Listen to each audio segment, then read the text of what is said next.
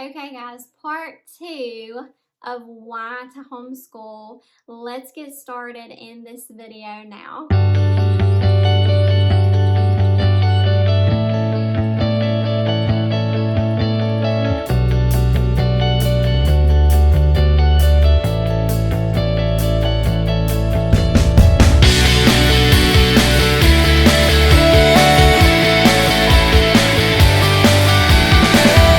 Hey guys, I'm Samantha from Pit Pack Adventures. If you're new here, I am a wife and a mother of 5. We are a homeschool travel schooling family, and we're going to talk about all things on this channel related to our faith, our family, fitness, finance, and the freedoms that we get to experience every day, namely homeschool. So I shot this video probably about a week ago, and I posted a part 1 to this video, but a lot of my footage was no good. When I shot this video, my camera was actually in slow mode and there was no sound. So I kind of had to salvage what I had, and I lost a lot of it. So this is part 2 of why do we homeschool? Why should I homeschool? And what are some of the myths surrounding homeschool? I get off on a lot of tangents and left field. You can hear the passion in my voice a lot, but it is what it is. This is one of the most important things that can be talked about in today's time. It's truly what I feel like is going to save the next generation. I just hope you enjoy the content, and let's get into the video. Another reason why my husband and I wanted to homeschool was that we wanted to give our kids a biblical worldview. Now, this is something first and foremost in our homeschool.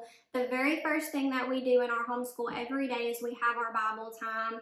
We sit down, we do our lesson, we do a quick little apologetics discussion, if you will, and then we break off and all of my children go and they do their quiet time with the Lord.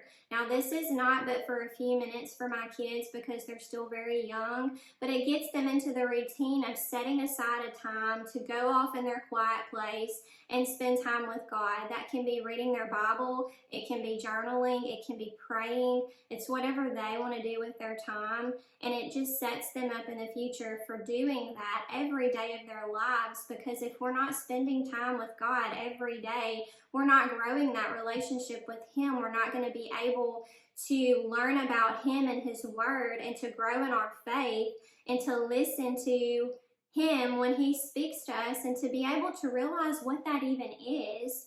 So for us, I wanted that to start very, very early in their lives.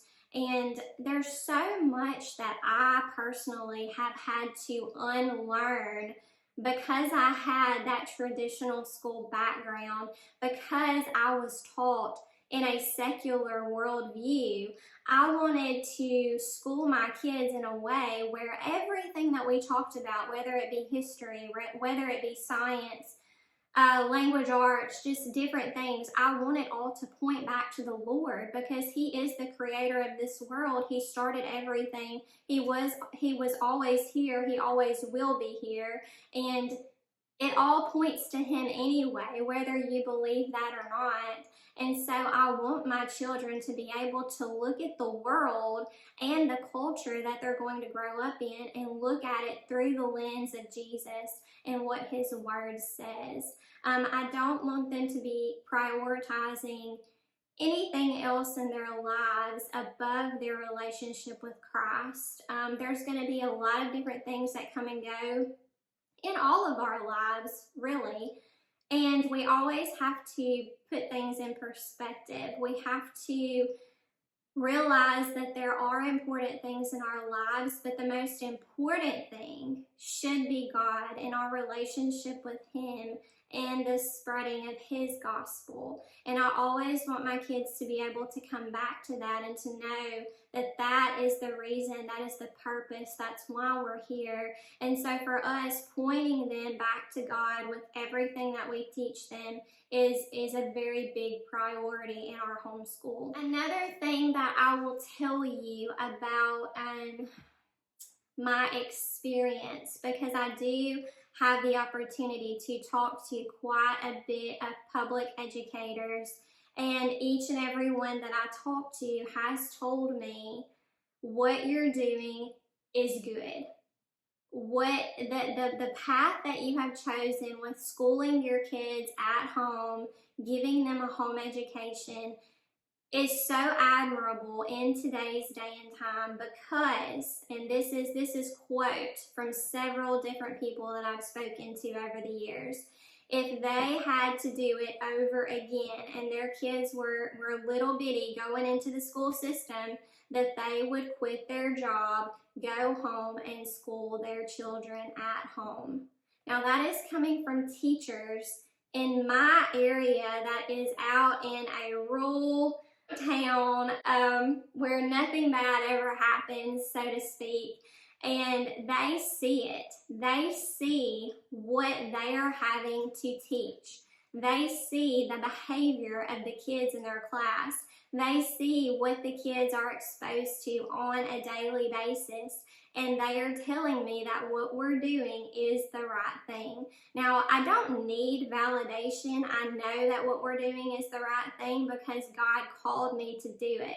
So I know it's the right thing. But for school teachers to tell me that, that speaks volumes. It speaks volumes, guys. They are in it every day and they see it. And I just want to say to those teachers that are out there in the grind day in and day out, and you feel like you're not making a difference and you're stuck at this job and you're just trying to spend your years there as best as you can, waiting for your retirement to kick in, because that's what most of them are waiting for. Just got to get them years in for that retirement. But I want to tell you, nothing is ever wasted. It tells us that in the Bible. Nothing is ever wasted. And I had a good friend of mine that reminded me of that lately. And you are there for a reason. You are there to guide and direct and encourage and love those children who may not get that at home. You are there for the child that is abused at home, whose only refuge is you at that school. You are there for that child who, oh goodness, I want to get emotional. You are there for that child who may not get a meal at home and has to come to school to get that food. I could say a lot of negative things about the public school system, but the one thing that I will say that is positive are those men and women who are Christians and who are well-meaning, who go to those schools and love on those kids just like they're their own. And these are for those kids that don't get it at home. And I think that is where we as a church need to step up and do our job. And that's a whole nother video. But I just want to say to those teachers, thank you for what you're doing. Thank you for being the last men standing on this system that is falling apart. So the thing that I also want to tell you, and this is something that God gave me when I was not struggling with my decision. I've never struggled with the decision to homeschool. I've always known that it is something that God has called our family to do. But I always wondered, the thing that was kind of daunting to me was the task of teaching my daughter how to read. I was like, how am I going to do this? Like, I'm not a teacher. That was really the mountain that I was just so afraid of. And when it happened, it kind of just blew my mind, because I was like, you and me, baby girl, and the Lord, we did this thing. Like, we did it. We can do anything now. Like, seriously, I feel like since that happened, we can do absolutely anything in our homeschool. Nothing scares me anymore, not even algebra or geometry or anything like that. And just for a little tidbit, if you're scared of doing those types of subjects with your children, just know there's so many tutors out there. Just because you homeschool or educate at home doesn't mean you have to teach your kid all the things. There are so many different online programs. If you're in a more populated area, there's going to be different co-ops and mamas and teachers and different resources for you to be able to allow your children to learn those things. So please don't think that that's something that you are the end all be all for your children, because that's certainly not the case. Today, there are so many kids that homeschool. I need to figure out how many, because I knew that at one point it was like 3 to 5 million families in the United States now homeschool, and there was certainly a spike in that after 2020. But it's not something that is looked upon as strange or different anymore. I know for us in our homeschool journey, we have been so blessed because my husband was on board with it from day one. My parents and my husband's parents have been so supportive of us in our decision. All of our family has been. Like, if we're out and about with our kids, because you know, we do like to travel a lot as kids are in school, and we'll get the question, you know, well, aren't you supposed to be in school? And our kids are like, no, we homeschool. And most of the responses have been so positive, and the people's eyes that we're speaking to will just light up, and they're like, oh, good for you. You know, in today's time, it is so good that you can do that. Like, they're just so happy about that fact. And they'll even be like, if I had to do it over again in today's time, I would do that too, you know. And it's just so encouraging that people have been so supportive of us on our journey. So we've never really had any negativity with that. But I will also tell you, if you do have negativity in your life for the decision to homeschool, or for the thought of homeschooling, if you're not even doing it yet, please know that that is between you and your husband and the Lord. It's nobody else's business. It's not for them to say what you do with your family, just like it's not any of my business what you do with your family. It is between you and your husband, and I would encourage you that if that's something that God has called you to do within your family, don't worry about what anybody else says. Just turn a blind ear, a blind eye to whoever that is. Do not worry about them. They are obviously not in your corner. They are not your people. Even if it's your mom and dad or your in-laws, they've had their chance to raise their children, and now these are your children, and you do with them what God wants you to do with them, not what grandma and grandpa or aunt and uncle or cousins or best friends or whoever says. Now, if it's your husband or your wife who is against the thought of not homecoming, I've been talking too long, y'all. Homeschooling, if it's the thought of homeschooling that is negative for them, I would tell you to pray. I would tell you to pray about it, that God would turn their heart to thinking of homeschooling in a different way. Something that you can do is continue to research I said it again, homecoming. We just had homecoming in our church today. That's why I'm probably talking about homecoming. Homeschooling. Just try to think of homeschooling in a different way. Research different things to show your spouse what homeschooling is today in our time. It's not Little House on the Prairie. It's not where your kids are isolated and they grow up weird or socially awkward or whatever. It's nothing like that anymore. And I would encourage you just to pray about it, pray with your spouse about it, and just when the time is right, to continue to have those conversations, to continue to show them, hey, this is what we can do for our kids, this is what we can provide for them versus what they're getting right now. And I really think this is something that we need to revisit and just keep at it, and just let the Lord do the work in their heart to change their mind about this, because it is such an important topic in today's time. Another thing that I want to speak on, I want to laugh about this subject, y'all. I want to laugh about it. Let me get ready for this. Socialization. Oh my goodness. I really haven't gotten this much, but a few people have mentioned it to me.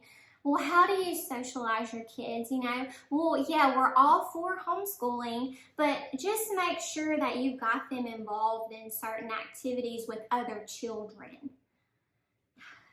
And I just sit there and I don't say very much. But the warrior in me, the firecracker in me, it wants to tell them, Well, what on earth are you doing with your children? You know, like you're sending them to a traditional school. Let's think about it here. They're in a class of all of their own age, all their own age. They can't talk unless they raise their hand. That they don't interact with any other age children. It's just their age. What point in our lives, for the rest of our lives, are we stuck in a room with only 30-year-olds or only 40-year-olds?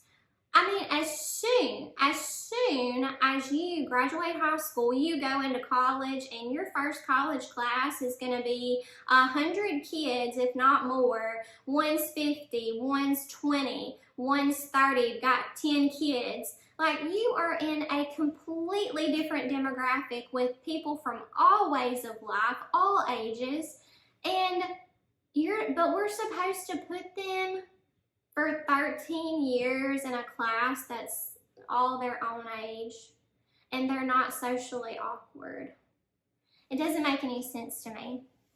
So what I want to provide my children is a reality of being with people of all ages at all times. I want them to be able to interact with adults, to be able to interact with babies, to be able to interact with kids their own age, teenagers, whoever that may be, the lady at the checkout at the store, not just their own age. I want them to have friends of all different ages. So another thing about socialization that I wanted to speak about, when people say socialization, and that is certainly a homeschool myth in today's age and time, but I really want them to just listen to me when I say this name. Simone Biles. If there was like a time in the video to do like a mic drop, I would do it like right now. Mic. Okay. So we just saw all of the Olympic trials, and the Olympics are upon us at the end of the month, and you have all of these different athletes who are praised, and they're just the best thing in the world. You know, Simone Biles, she's the best that's ever lived in gymnastics, and she is that. She's awesome. However, she was homeschooled. Most people who are of the Olympic caliber are homeschooled because they can't go and sit in a classroom for 8+ hours a day and then have time to train. No, they go, they get their schoolwork done, or they do it on their break in between practices and training, and then they go out and they train some more. If you would look at any of these athletes going to the Olympics, if they are of the school age, and I say Simone Biles because in gymnastics, you typically have to be younger, so you're still in high school. They're homeschooled. That's the only way around it. But still, we have these people that don't really, that they know nothing, and they want to say socialization just because that's the age-old reason why you shouldn't homeschool, and they know no different, and they're completely oblivious to anything related with homeschool or public school or anything for that matter, and they just throw out socialization. I heard this a long time ago, and it's true. It's kind of blunt, but it's true. If your kids are going to be socially awkward, they're going to be socially awkward wherever they're at, whether that be homeschool or public school. It doesn't matter. They're going to be who they are no matter what. So if you have a child that is typically introverted and shy and wants to remain that way, it doesn't matter what environment you put them in, they're going to stay that way unless you find something that really opens them up that they love to do, and they're going to dedicate that time to doing it. And it's not going to be in a classroom for 8+ hours a day with the same children they see every day of their lives, the same teacher they see for that whole year. it's just not going to happen in that setting. It's by you exposing them to different stimuli, different environmental factors, different situations that they're going to find what they love in their lives. And so the socialization is just a myth. There's so many things that your children can get involved in now that are outside of the school system. Many people think that they have to play sports for the school system. That is certainly not the case. There are so many things that you can do on your own that you do not need a public school system for, that your kids can excel in. And I'm not even going to start going down the list of those things because I've looked into all of them. But maybe that's something for another day. But you don't have to depend on that for your children to find something that they love to do. Another thing that I want to speak on with the public school system and how it's just deteriorating, and it's not even recognizable from when I was in school. I've been out of school for 20 years, I think that it was. Now, if kindergartners aren't reading before they leave, it's considered a failure. I remember nothing about reading when I was in kindergarten. I mean, I might have read a few words. I can promise you I wasn't reading any sentences, and I have done just fine through my life. But parents think that if their child's not reading by age 5, that, oh my goodness, something's wrong. No. Most kids don't read by age 5, and that's certainly fine. There's nothing wrong with that. Some kids don't start reading until they're 7 or 8 years old, and there's nothing wrong with that either. It's just how they progress and when they're interested in doing it. I recently had a child come up to me, and she will be, I believe, in the 2nd grade this year. She's supposed to be in the 3rd grade, and she told me that she could not read. And I know that she does have a learning disability. However, I have seen her read, and she does have a very big problem with that. But I will also tell you, why is she going into the 2nd grade if she cannot read simple 3-letter words? Why? We all know those children who are just passed over in the system. For whatever reason, their teachers they just don't want to deal with them anymore. So let's pass them on to the next teacher. I had those kids when I was in school, and it's still done today. And I'm thinking to myself, okay, when is this child going to learn to read? And why isn't she getting the attention and the education that she deserves along with all of her peers? And, that goes back to teachers being completely overwhelmed. They have 20 plus children in their class, and they can't do it all. They cannot, the amount of things that are required of them throughout the day it's unattainable. And one thing we have to realize, though, is these are children, and their lives, their education is certainly in our hands. And it's us to decide what to do with that education. The mass exodus of teachers from the public school system is alarming. And it's not the teachers that need to leave, it's the good teachers. I'm part of so many different groups on social media, homeschool groups, and there is somebody, if not several, every day, teachers saying they are tired. They are coming home and they are teaching their own children. They are sick of this woke leftist agenda that is being pushed on them. All the things that the government is telling them to teach.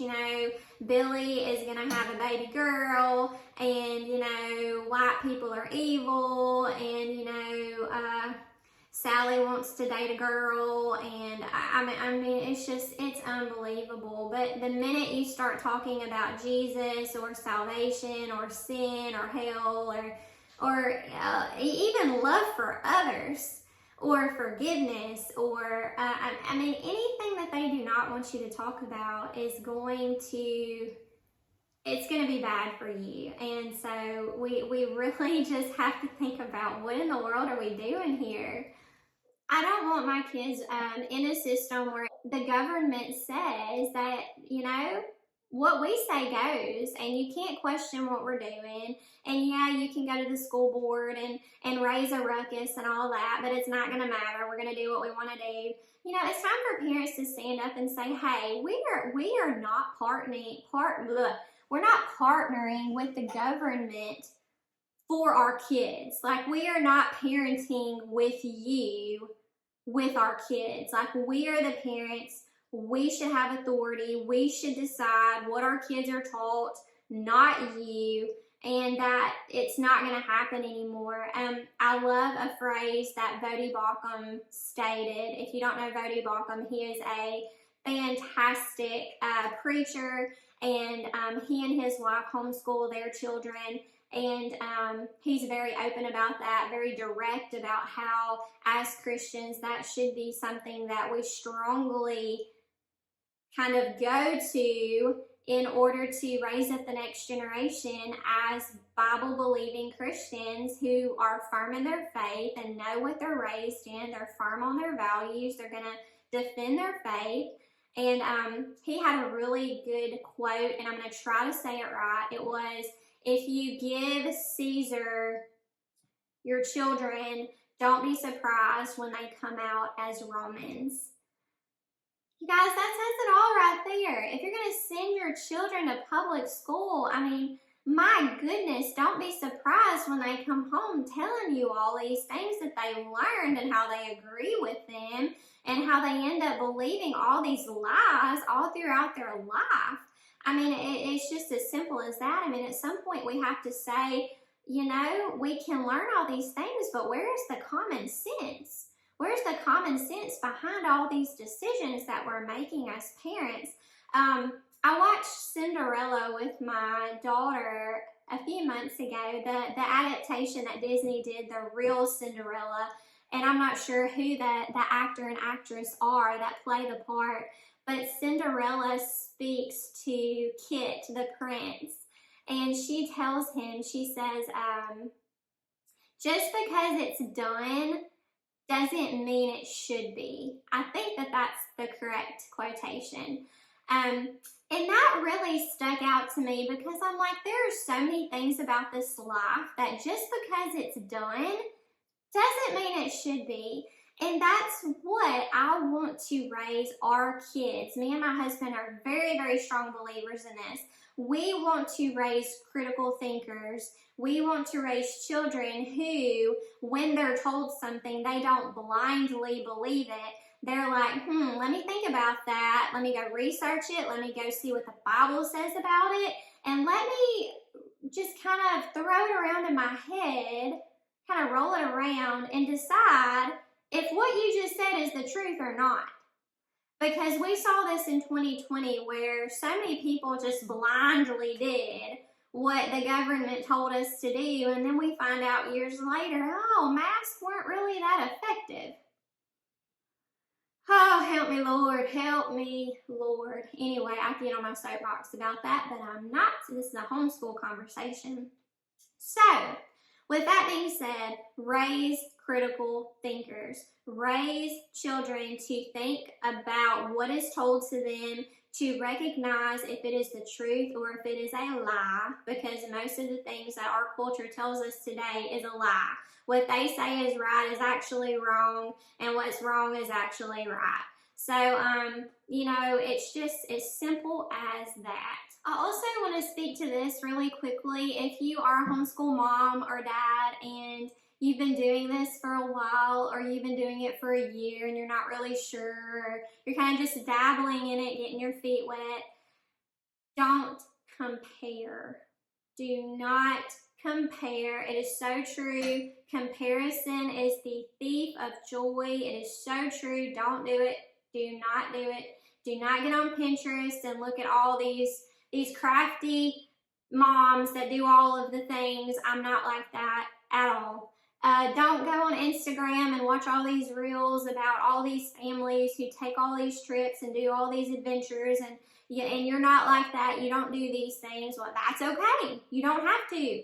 Don't get on Facebook and look at this perfectly planned day of this homeschool mama with her beautiful schedule and her day that goes without any hiccups. And every one of us, every one of us is on a different journey. Every one of us is going to have different seasons in our lives, different ages of our children, different hardships within our families. We might have twins one year, or we might have a parent that has cancer, or we might have a child who is just struggling in a certain subject, or we might have a cross-country move and can't homeschool like we wanted to for 6 months because our stuff is still in storage.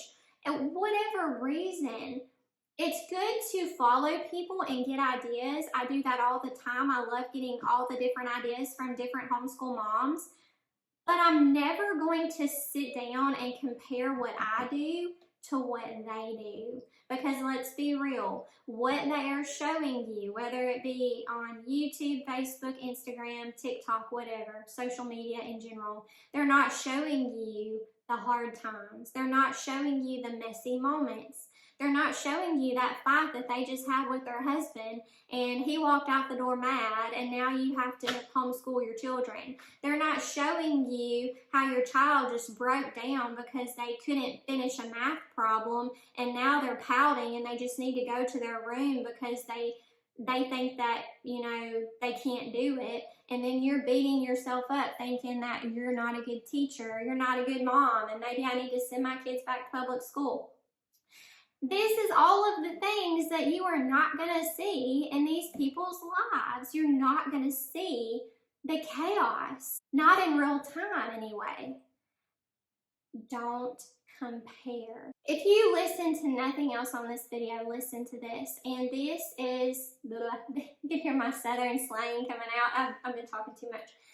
This is coming from a very wise woman, Sarah Mackenzie. And if you don't know who she is, look her up. She does a podcast. I think it's called Read Aloud Revival. I got the extreme pleasure of meeting her last year at a homeschool convention in Texas.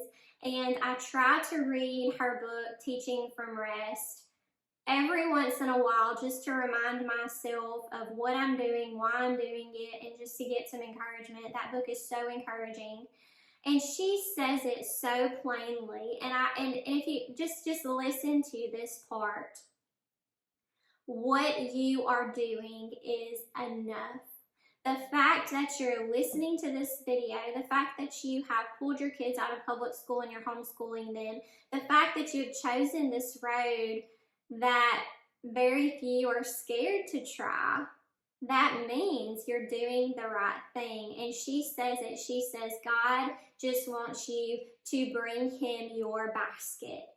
Bring him your basket of 2 fish and 5 loaves of bread.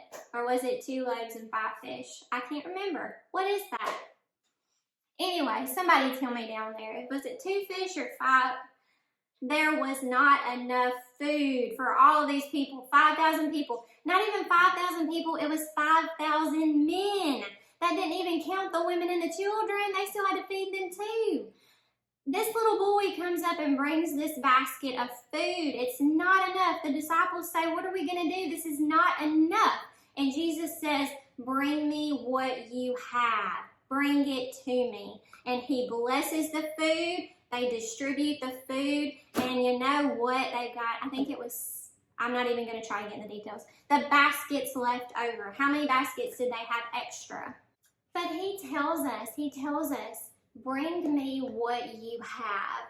It doesn't matter if it's just a little bit. It doesn't matter if it's a hard time in your life and you can't devote all the time that you need to homeschool. It doesn't matter if you need to take a few months off to just refresh and regroup for your family.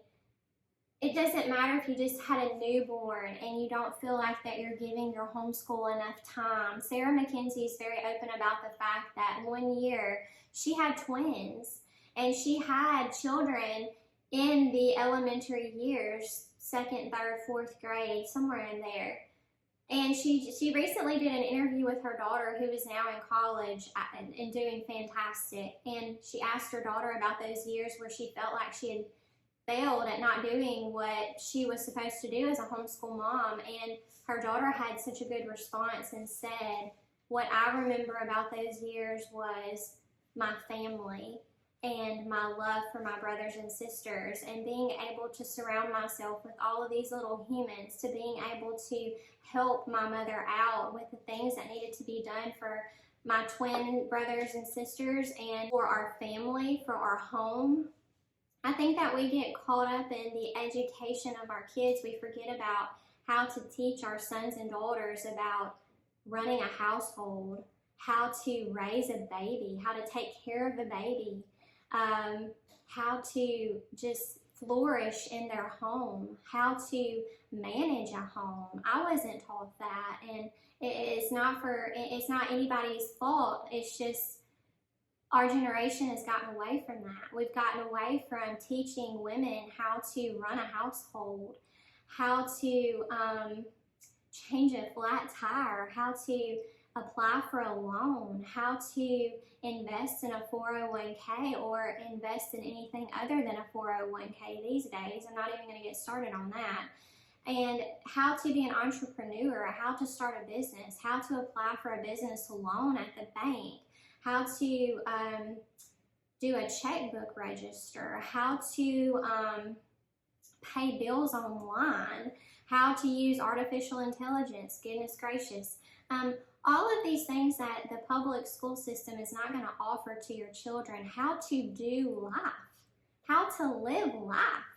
Like, my husband and I do not want to raise kids that just graduate from high school and go off to college to get a degree in art, or I don't know, what is one of those degrees? General studies. What does that even mean? What does a general studies degree even mean? It's wasted money. You're never going to use it. You're never going to use it. So if our kids want to go to school or to college, they're going to have a plan. We're going to have to be like a nurse, a doctor, a lawyer, something that you actually need to go to college for. But if they're not wanting to do that, they're going to be an entrepreneur. They're going to own their own business. They're going to do something other than work for the man and make other people rich, because that's not good. That's not good. Because then you're going to work for 40, 50 years, however long you can. 60 rolls around, you're going to retire. You're probably going to be in bad health. Pull out your 401k and try to live on that until you die. Now, is that the truth? Somebody tell me differently. That's what we have been taught to do, guys. That's what we've been taught to do. Maybe there in the midst of all that, get married, have some kids, take a few vacations, every summer when you can. And that's it. That's it. You're going to retire at the ripe old age of 60 to 65. You're going to be, you may have a few good years left, maybe. Then your health's going to start to decline. And then you may not have enough money in your 401k to support you. How long are you going to live? If you live to 90, is your 401k still going to be there? That's a whole nother video. Do you see how I get off in left field? Anyway, we don't want our kids to do that. Critical thinkers, remember? We want to think critically. We want to figure out how to do things in a different way to live our lives better, to be able to help people, to be able to do something out of the box. We don't want to just go along with the crowd, okay? So I say this to say, whatever you have, whatever you are able to give, whatever you're able to bring to God for your homeschool, He will make it enough. He will make it enough for your children. Even if you think during a time period in your homeschool that you're doing very minimal education, that you feel like you could have done more, or you feel like that I'm not doing enough, I need to send my kids back. No, because I can promise you what they are getting at your home is going to be just as good as what they are going to get at the traditional school system. Except if you put them back in school, they're going to be subjected to all the things that you do not want them to be subjected to. The bullying, the indoctrination, all the different cultural things of our generation that are rising up and that, you know, our kids are going to have to live in at some point or another. One thing that my husband and I always talk about is, you know, people say, oh, you're sheltering your children. You bet we're sheltering them.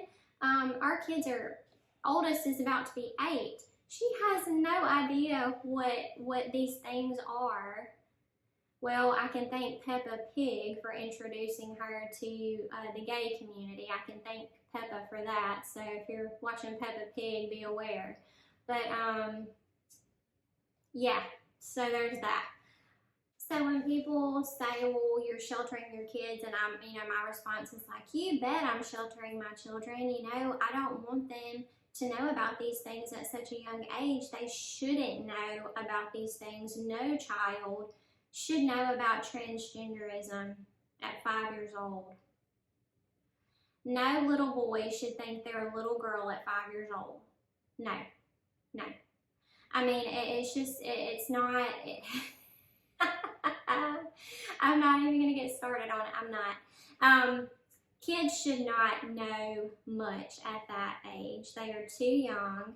There will come a day and time where my husband and I will introduce those topics to our children, but that's just the thing. We will be the ones to do that, not the world, not the teacher at the school, not the friend of our child, not their peers, not their school basketball team. It's going to be him and I, God willing, and we will be able to address this topic from a biblical standpoint, to show them what the Bible says, what our family believes, what God says about this specific thing, how we should react to people when we meet them with these different ideas, how to always show God's love no matter what, because we're all created in His image, whether you like it or not. And we're never going to reach people if we don't extend love to everyone until they start browbeating us with their beliefs, and then that's a whole different story. But we will be the ones to introduce those topics, and they will probably be introduced sooner than later. I mean, that's just the way of the world at this point.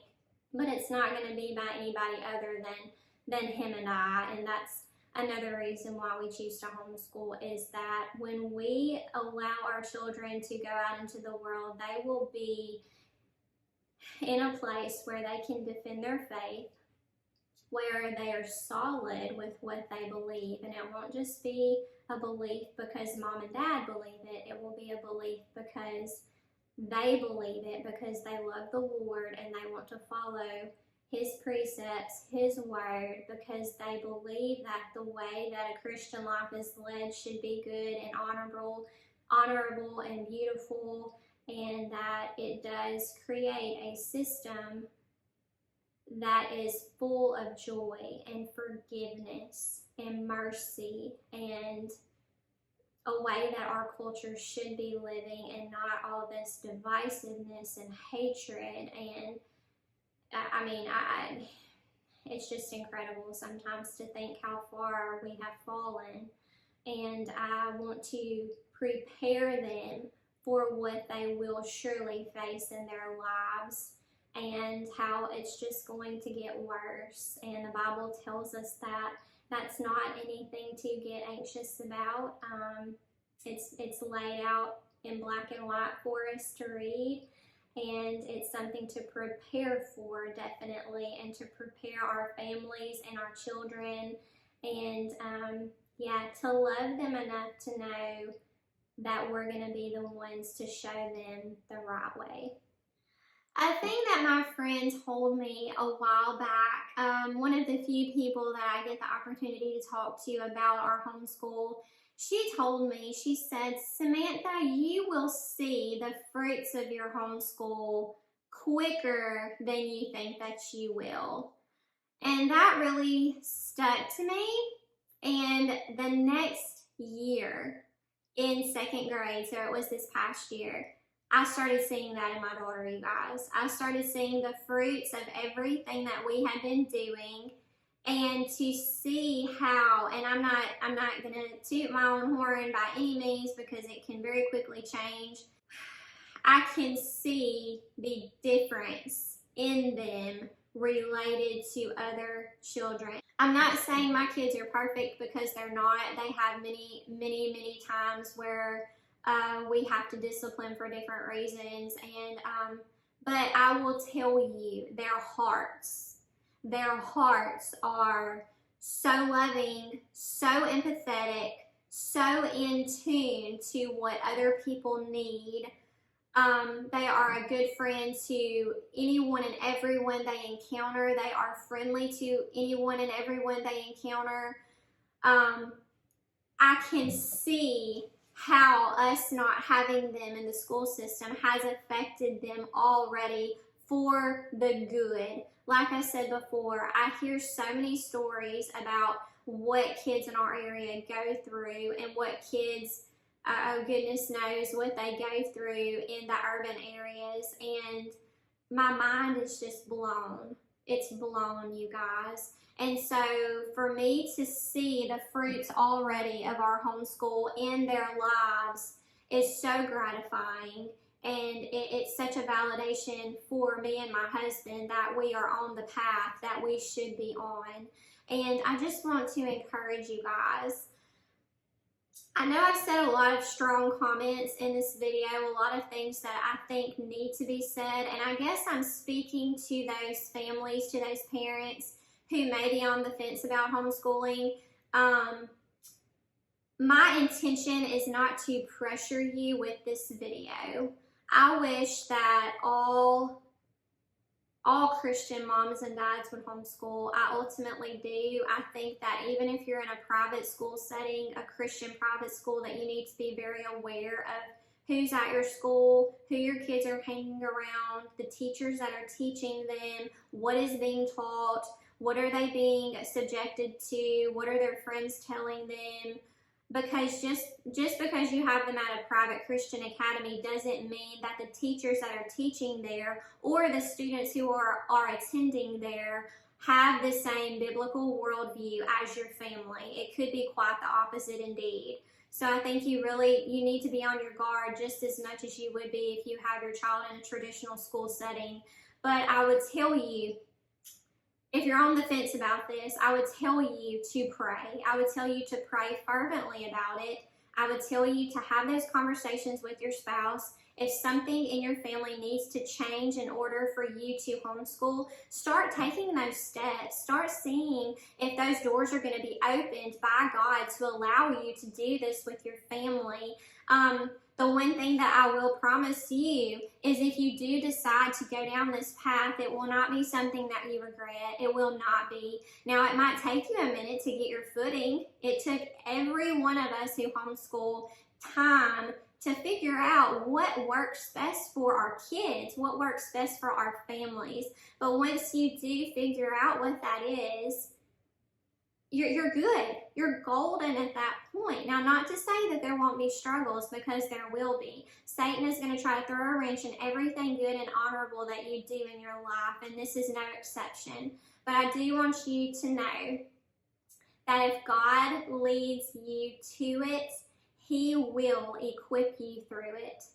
Please always remember that. If God has placed this on your heart to homeschool your babies, the people that you wanted the most in your life, that you and your husband just desired and prayed for, the things that people are still praying for and want so badly in their life that they may not can have, that God has shut that door for them. And you have this opportunity with your kids. You have the opportunity to do this for your children and for your family, to pour into them, into their little hearts and their minds and their spirits, and to show them how much they mean to you, how special they are, that you're going to do this whole thing for them where you can spend more time with them and educate them at home and love on them and tell them how special they are and that they're worth it. That is all a child wants, is to know that they are worth it and that they are worth your time and they are worth your sacrifice and that you love them with all your heart and that you're going to show them what they mean to you. If God has placed this on your heart, He is not going to lead you to it and then leave you behind high and dry to do it all on your own.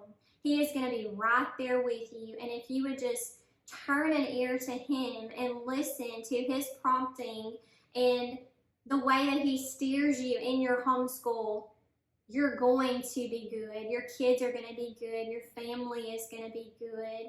And I just encourage you to pray about it. Nobody is pressuring you. You don't have to do this tomorrow. You don't have to do this next year. But I do want to tell you that if it is something that God has placed on your heart and you have been ignoring Him, that's a whole other issue, because I can tell you, ask me how I know. Not on this particular subject, but I will tell you on this video,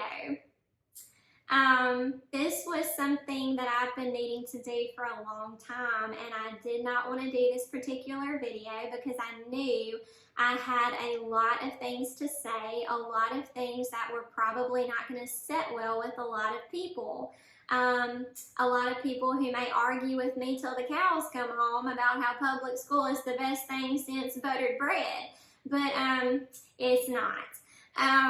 But I just kept putting it off because I was afraid, and I didn't want to do it. And you know, I finally relented and was like, you know what, God, you have been telling me to do this video for so long, and I'm just going to sit down and do it. I had my few notes, but most of it was just right off the top of my head, and with your guidance, I'm going to say what needs to be said, and for whoever needs to hear this, even if it's just one person, I hope that this resonates with you, and I hope that this might be the push that you need to do this for your family.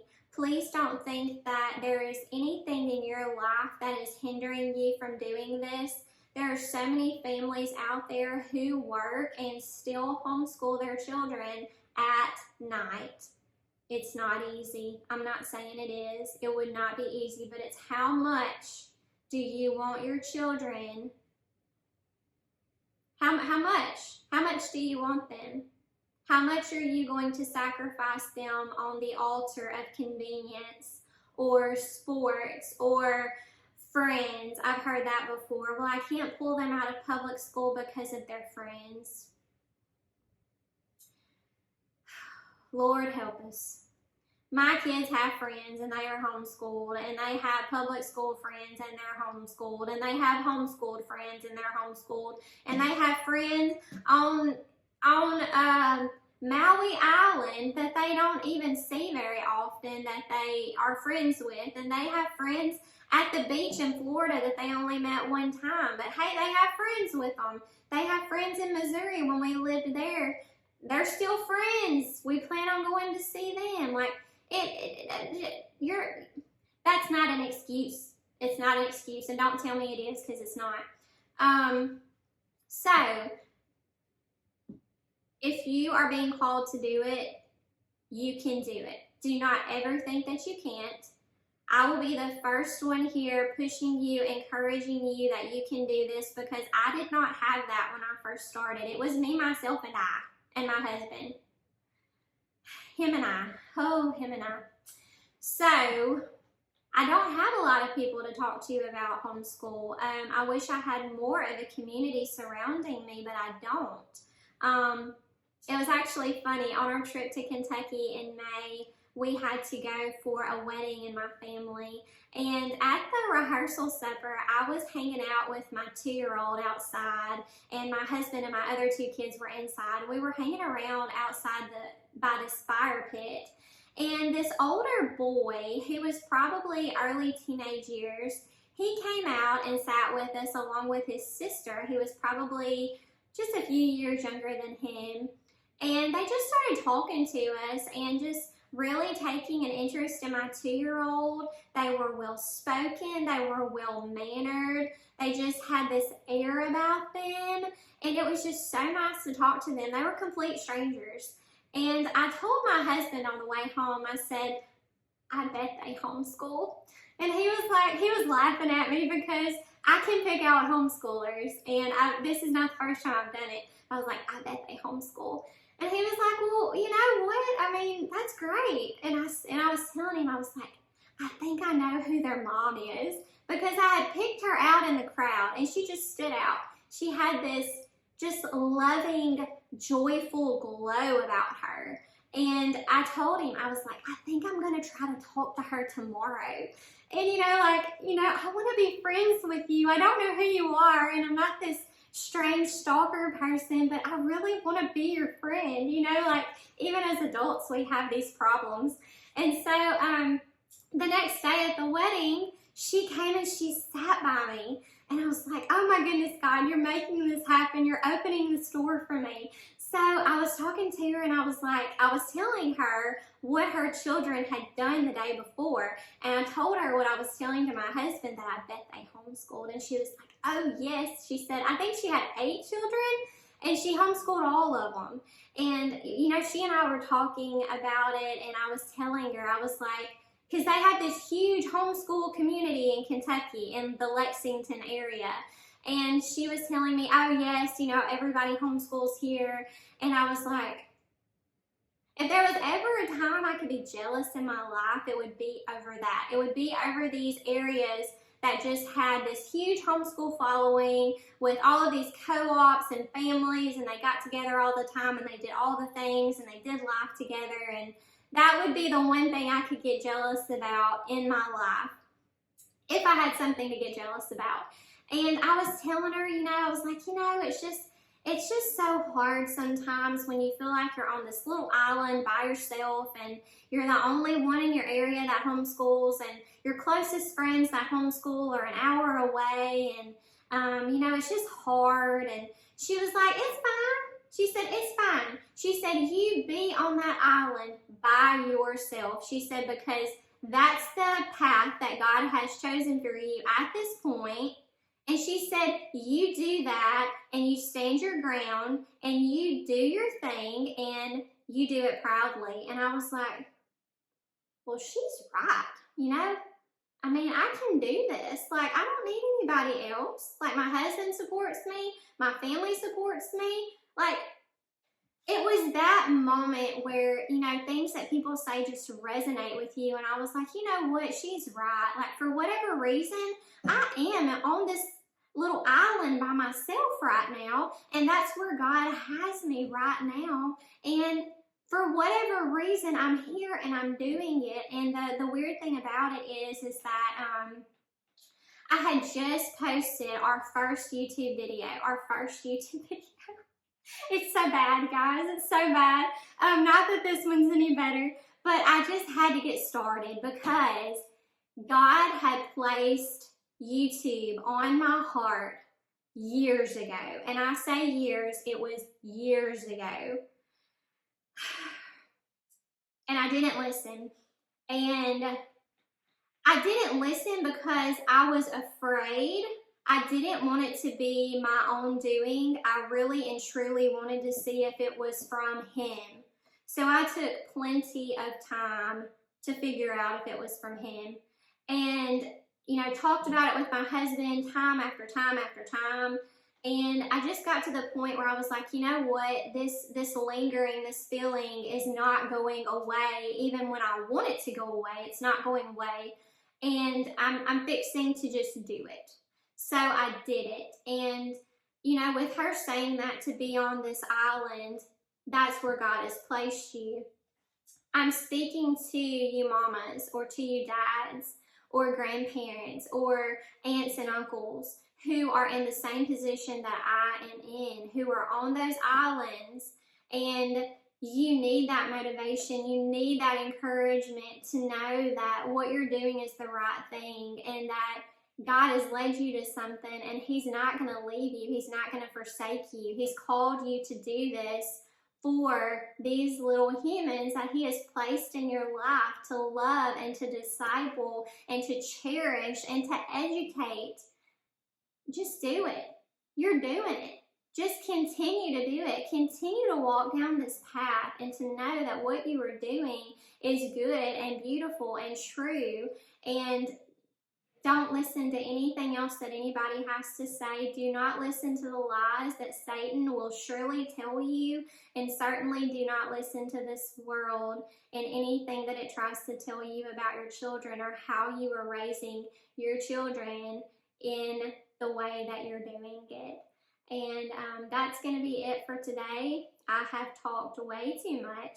And if you're still here, and I do want to also say this, if you're still here, because a lot of what I'm saying is geared towards Christian homeschool maybes. But if you're not a Christian, if you are homeschooling purely for other reasons besides your faith, and you may not have a faith, you may not have a religion, I hate that word honestly, or not hate it, I don't like it.